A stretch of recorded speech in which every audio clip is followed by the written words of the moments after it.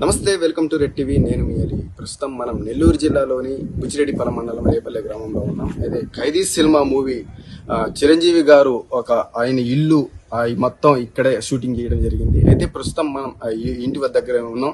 అయితే గతంలో ఈ యొక్క వెనక చూస్తున్నాం, ఈ బిల్డింగ్ ప్లేస్ లో అంతకుముందు పూరి గుడిసె ఉన్నింది. అయితే ఆ పూరి గుడిసెలో కొన్ని సన్నివేశాలు చేయడం జరిగింది. అదేవిధంగా చిరంజీవి, మాధవి గారు సన్నివేశం కూడా చేయడం జరిగింది. అదేవిధంగా చిరంజీవి గారు, రాళ్లపల్లి, అదేవిధంగా రావు గోపాలరావు గారు, అదేవిధంగా చాలా మంది ఇక్కడ నటులు ఇక్కడ సన్నివేశాలు చాలా వరకు తీసుకున్నట్లు మనకు చెప్తున్నారు. అదేవిధంగా మనం చూసుకున్నట్లయితే ఈ ప్లేస్ లోనే చిరంజీవి తండ్రి అయిన ఎల్వి నారాయణ గారు పాడిని ఇక్కడే తీశారని చెప్పి చెప్తున్నారు. అదేవిధంగా రావు గోపాల్ రావు గారు ఆ పాడిని అడ్డబడి నాకు ఇవ్వాల్సిన డబ్బులు ఇచ్చి ఈ పాడిని తీసుకువెళ్ళి అని చెప్పి సన్నివేశాలు కూడా ఇక్కడే జరిగాయి. అయితే ప్రస్తుతం మనతో ఆ ఇంటి యజమాని మనతో ఉన్నారు, ఆయనతో మాట్లాడదాం. నమస్తే అండి, ఎలా ఉన్నారు? ఏంది గతంలో 40 సంవత్సరాల కిందట ఇక్కడ ఖైదీ మూవీ ఇక్కడ చిరంజీవి గారి సొంత ఇల్లు మాదిరిగా ఇక్కడ అవును సార్. ఇది ఏం జరిగింది? ఏదంటే అప్పుడు మాకు ఆ చెంచురారెడ్డి అని ఆయన మీ ఇల్లు తీస్తావా, సినిమా ఇస్తారా అన్నారు. సరే సార్ అని మేము అన్నాము. వచ్చిన పాట అమ్మ వాళ్ళు రావడం, అమ్మని ఎన్ని చూసుకొని ఒక రోజు వచ్చి చూసుకొని అమ్మ తెల్లారి నుంచి షూటింగ్ ప్రారంభించారు. తొలి రోజు వచ్చేసి ఈ మాకు అప్పు కట్టాలని వాళ్ళు ఏదో బెదిరించేది అవన్నీ చేస్తా ఉన్నారు. మళ్ళా రెండో రోజు వచ్చేసి ఆ పాడి కట్టిన తర్వాత ఆయన పాడి ఎత్తపోయేటప్పుడు రాఘగోపాలరావు గారు వచ్చి తెలియదు నా అప్పు కట్టాలా అట్టా ఇట్టా అని ఆయన అంటే ఆమె ఆ సందేశాలు మళ్ళా జరిగినాయి. మళ్ళా తెల్లారి వచ్చేసి ఆమె సుమలత గారు ఇంకెవరో ఉండేది, ఆమె బంగారు ఎత్తుకొచ్చి చిరంజీవి గారు లోపల ఇంట్లో మంచం మీద కూర్చొని ఉంటే ఆయన బయటకు వచ్చేసి అక్కడ కూర్చోబడిన పాట ఆయన ఏదో అంత మూటగా ఇచ్చి చేతిలో పెట్టి అప్పు కట్టమని చెప్తా ఉండేది. అవి చాలా విషయాలు అయితే ఇక్కడ జరిగినాయి. కొన్ని మేము ఇప్పుడు ఇంకా చాలా రోజులైంది కదా సినిమా అయితే ఇప్పుడు చూడలేదు. అప్పుడు చూసాం కానీ ఇప్పుడు కొన్ని మర్చిపోయి ఉన్నాము. చెప్పాల్సిన సందేశాలు ఇంకా చాలా ఉన్నాయి, తీసినేమో. అది కార్యక్రమం. మొదటిగా ఏ సన్నివేశం ఇక్కడ తీశారు? మొదట వచ్చేసి ఈ యాలం వేయడం, ముందు యాలంకని రెడీ అయ్యారు. ఆమెను ఆయన ఏదో బాగా లేకుండా ఆయన చచ్చిపోయిన అంటే అప్పుడే మళ్ళా పాడి కట్టడం అవన్నీ జరిగినాయి. అప్పట్లో జనాలు అందరూ ఇక్కడ చుట్టుపక్కల గ్రామాలందరూ వచ్చేవారు.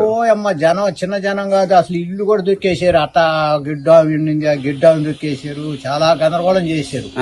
కంట్రోల్ చేయడానికి మా ఇంచి కూడా కాల, మేము ఇళ్లలోనే ఉంటుంది.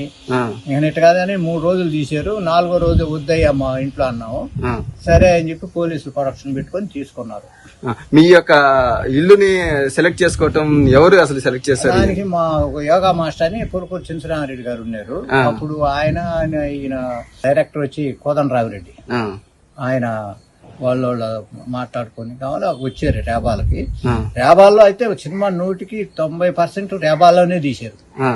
హై స్కూల్లో అది బాంబులు పెట్టడం, గుడిసెలేసి పేలడం అవన్నీ. ఇంకో దగ్గర వచ్చేసి ఆయన గుండు కొట్టేటప్పుడు కాళ్ళతో బండికి కట్టేసి రౌడీలతో బాక్సింగ్ ఆట, సంగీతాన్ని వచ్చేసి మిద్ది మీద నుంచి శవం కింద వేయడం, రేప్ చేయడం అవన్నీ ఆ సందేశాలు ఆ ఇంట్లో జరిగింది. ఇక్కడ వచ్చి యాలం పాటలు ఈయన చచ్చిపోతే ఆయన్ని ఎత్తుకోపోనివ్వకుండా ఆపుకోవడాలు అవి జరిగినాయి. ఈ 3-4 రోజులు మీ ఇంట్లోనే ఉన్నారా చిరంజీవి గారు? బయటకు ఉన్నారు. సాయంకాలం మళ్ళీ షూటింగ్ అనే వచ్చేసేవాళ్ళు. వచ్చి షూటింగ్ తీసుకొని అయిపోయిన పాటు మళ్ళీ వెళ్ళిపోయేవారు. మీ చిరంజీవి గారితో మాట్లాడారా మీరు? మేము మాట్లాడలే, మాకు అప్పుడు అంత ఇదే ఉందని మేము పక్కకుండేది. అప్పట్లో మీ వయసు ఎంత?